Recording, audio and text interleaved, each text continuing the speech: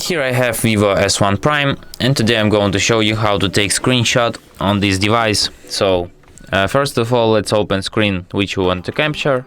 For example, it could be settings list, and then what you have to do is to hold down power key and volume down like this, and a screenshot will be taken. Let me show you one more time. Press power key and volume down at the same time together to take screenshot.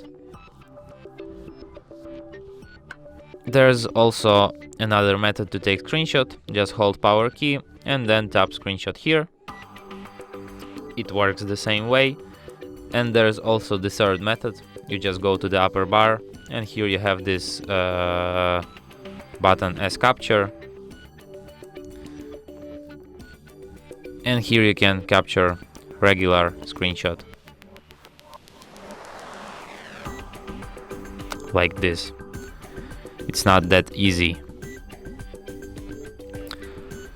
You can find your screenshot in screenshots album here, and from here you can share, edit or delete it. And that's it. Thanks for watching. If you find this tutorial useful, don't forget to hit that like button and subscribe to our channel.